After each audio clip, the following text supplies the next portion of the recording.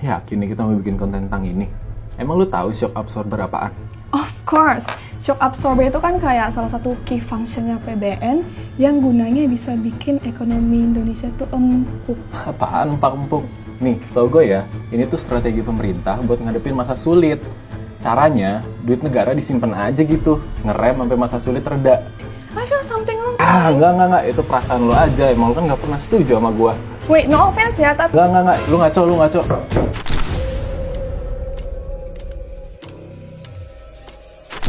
Boleh jump in nggak? Huhu. Lagi ngomongin tentang shock absorber ekonomi Indonesia kan? Gini, gampangnya shock absorber itu adalah peredam guncangan.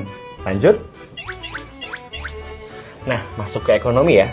Jadi, shock atau guncangan dalam ekonomi itu bisa datang dalam berbagai bentuk. Misalnya, konflik geopolitik yang bisa bikin supply chain terhambat.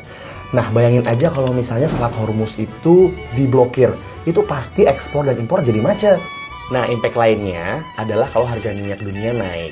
Karena negara penyuplai minyak sedang terlibat konflik. Gak kebayang kan kalau misalnya harga BBM kita ikutan naik? Artinya, shock di sini bisa ngasih dampak buat ekonomi dalam negeri kita.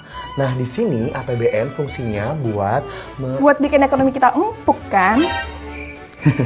Bukan gitu. Jadi, di sini APBN berfungsi untuk meredam dampak buruk dari guncangan tadi. Biar daya beli dan produktivitas masyarakat Indonesia nggak terdampak banget. Dengan cara apa? Hemat, belanja negaranya direm aja kan sampai mereda sendiri. Bukan gitu, justru APBN harus dipakai. Belanja negara perlu ditingkatkan untuk sektor yang terdampak.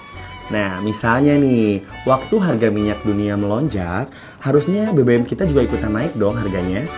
Tapi harga BBM kita bisa ditahan nggak naik, karena selisihnya ditanggung oleh APBN lewat subsidi dan kompensasi. Oh gitu ya, termasuk diskon listrik juga ya? Gue juga pakai sih.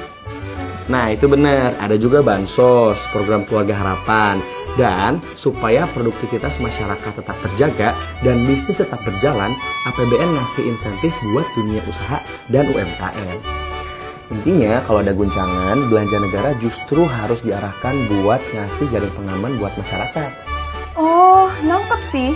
Berarti bener dong gue, shock absorber bisa bikin ekonomi Indonesia tuh empuk, gak kepentok terlalu keras. Bener gue. Empak-empuk, sekali gue timpuk lo. Udah lah, lo aja yang bikin skrip lah. Lah, gue mah kameramen.